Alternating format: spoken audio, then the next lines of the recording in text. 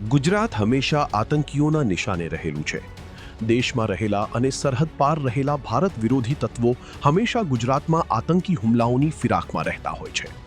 વર્ષ 2002 પછી વિવિધ આતંકી સંગઠનો દ્વારા ગુજરાતમાં અનેકવાર આતંકી ઘટનાઓને અંજામ આપવાની કોશિશ કરી છે. ક્યારેક સફળ થયા છે તો ક્યારે મેલી મુરાદ બર નથી. પરંતુ ફરી એકવાર આતંકી સંગઠનોનો ડોળો ગુજરાત પર મંડરાયો છે અને આ વખતે ગુજરાતને ટાર્ગેટ પર લેનાર સંગઠન છે જૈશ-એ મોહમ્મદ. આ એ જ જૈશ-એ મોહમ્મદ છે જેના તમામ બેઝ ભારતીય સેનાએ ઓપરેશન સિંદૂર હેઠળ ધ્વસ્ત કરી દીધા હતા. ઓપરેશન સિંદૂરના સમયથી જૈશ-એ મોહમ્મદના આકાઓ ભારતના મુસ્લિમ યુવાનોને ગુમરાહ કરી આતંકી ઘટનાઓને અંજામ આપવાની ફિરાકમાં છે. પરંતુ મુરાદ બર નથી આવી રહી. આ વખતે જૈશના આકાઓએ ગુજરાતના યુવાનોને ફસાવ્યા અને તેઓનું કાવતરું થઈ ગયું નિષ્ફળ. કારણ કે ગુજરાત એટીએસને જૈશ-એ મોહમ્મદના કાવતરાની ગંધ આવી ગઈ અને ગુજરાત એટીએસ દ્વારા કરી દેવાઈ સર્જિકલ સ્ટ્રાઇક. એક સાથે 8 આતંકીઓને ઝડપી પાડ્યા અને જૈશ-એ મોહમ્મદના મનસૂબા પર ફેરવી દીધું ઠંડુ પાણી. કઈ રીતે આ ગુજરાત એટીએસની વિવિધ ટીમોએ એક સાથે આ ઓપરેશન પાર પાડ્યું, જોઈએ આ અહેવાલમાં.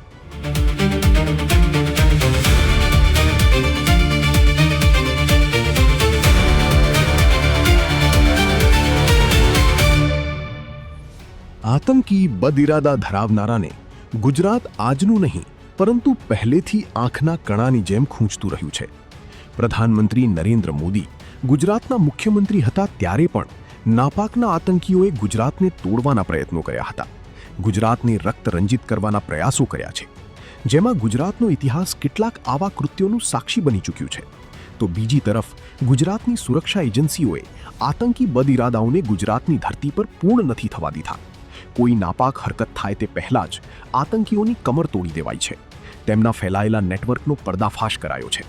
ત્યારે જૈશ-એ મોહમ્મદના આવા જ એક મોટા કાવતરાને ગુજરાત એટીએસે નેસ્તાબૂદ કર્યો છે.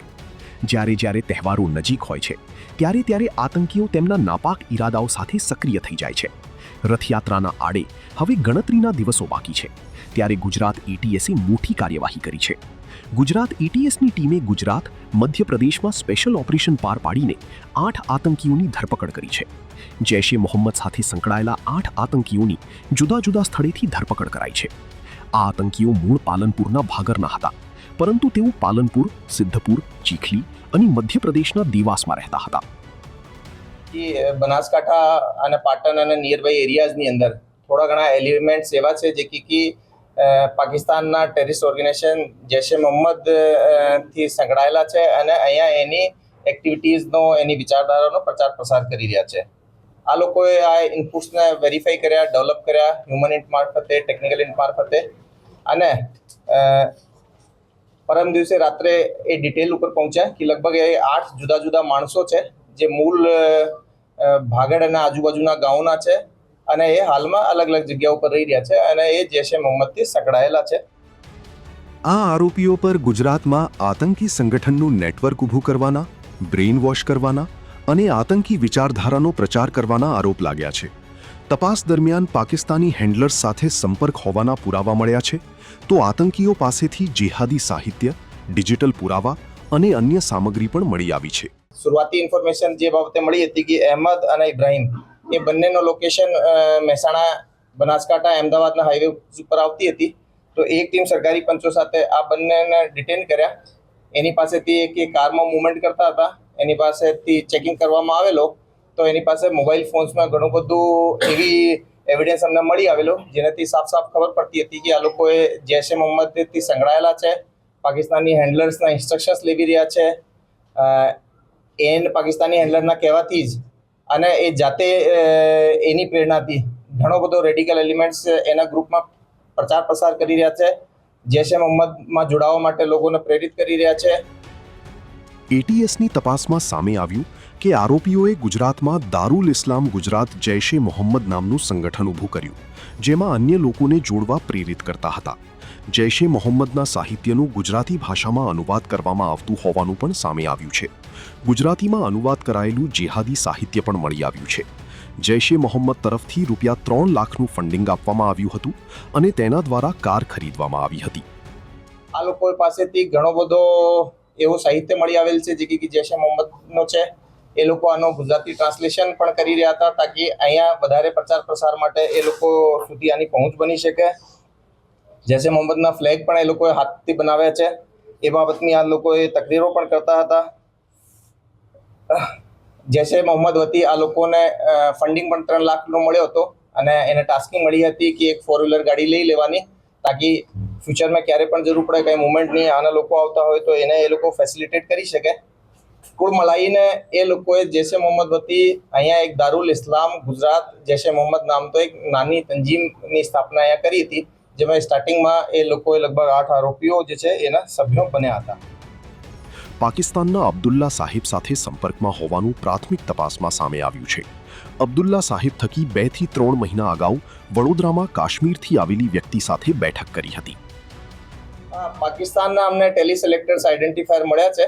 એમાં પ્રારંભિક રીતે એનો પરિચય અબ્દુલ્લા સાહેબ તરીકે એ લોકો લેતા હતા અને એના વતીએ એ લોકોએ 2-3 મહિના પહેલા વડોદરાની અંદર એક કાશ્મીરથી આવેલા માણસ સાથે મીટિંગ પણ કરેલ હતી. આ તમામ આતંકીઓને મહેસાણાની કડી કોર્ટમાં રજૂ કરાયા હતા. કોર્ટે 14 દિવસના રિમાન્ડ મંજૂર કર્યા છે. હવે એટીએસ આતંકીઓના પાકિસ્તાની કનેક્શનની ઊંડાણપૂર્વકની તપાસ કરશે. આ ગુનો તારીખ 2/7/26ના રોજ નોંધાયેલો છે એટીએસ દ્વારા. ગુના નંબર 5/26થી ગુજરાત રાજ્ય એટીએસ દ્વારા નોંધાયેલો છે અને તેના અનુસંધાને આરોપીઓને ધરપકડ કરેલી છે. 8 આરોપીઓને ધરપકડ કરી અને એટીએસ દ્વારા અહીંયા રજૂ કરવામાં આવેલા છે નામદાર કોર્ટમાં ભાટિયા સાહેબની અને ત્યાં રિમાન્ડ અરજીની સુનાવણી કરવામાં આવેલી અને તેની અંદર અમારા 13 મુદ્દા હતા.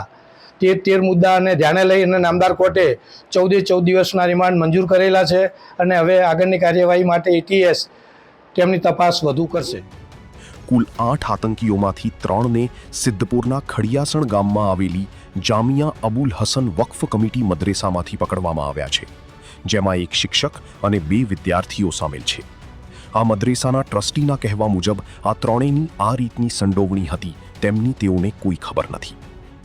સાહેબ એમાં 3 જે છે ને એમાં 2 તો બાળક છે, મતલબ પડવાવાળા છે, છોકરા વિદ્યાર્થી છે અને એમાં એક ટીચર છે જે ફૌજાન ટોકરિયા કરીને છે એ ટીચર છે અને મોહમ્મદ અમીન શેરા અને ઝકરિયા ભાગળ આ 2 વિદ્યાર્થી છે અને એમાંથી ફૌજાન જે છે ને એ 4 વર્ષથી અહીંયા સ્કૂલમાં ભણાવતો હતો મદરસામાં અને મોહમ્મદ અમીન જે છે એ 7 વર્ષથી અહીંયા ભણતો હતો અને ઝકરિયા એ અહીંયા 4 વર્ષથી ભણતો હતો. આ પડતા હતા એમની ઉસ્તાદની એમની કનેક્ટિવિટી કેવી છે એ અહીંયા અમને કોઈ ખબર નથી. જ્યારે એટીએસની ટીમ અમને બી જાણ નથી કરી. એટીએસની ટીમે જે આવી અને જ્યારે એમને પૂછતાછ કરી ત્યારે અમને જ પહેલી વખત ખબર પડી કે આમની કોઈ કનેક્ટિવિટી એમનાથી લાગેલી છે. અહીંયા 2 છોકરા જે છે એમના પાસે અમારા મોબાઈલનો એલાઉડ જ નથી કોઈ છોકરા પાસે અને શિક્ષકો પાસે છે તો શિક્ષકના મોબાઈલથી આ 2 કનેક્ટિવિટી કરેલી છે. ખાસ કરીને પાકિસ્તાની હેન્ડલર્સ, ફંડિંગ અને ગુજરાતમાં આતંકી નેટવર્ક કેટલું વિસ્તર્યું હતું તે અંગે એટીએસ હવે ઊંડાણપૂર્વક તપાસ કરશે. ત્યારે આ ઓપરેશને ફરી એકવાર સાબિત કરી દીધું છે કે ગુજરાતની સુરક્ષા એજન્સીઓ આતંકના કોઈ પણ નાપાક ઇરાદાને પાર નહીં પડવા દે. Bureau report, offbeat stories.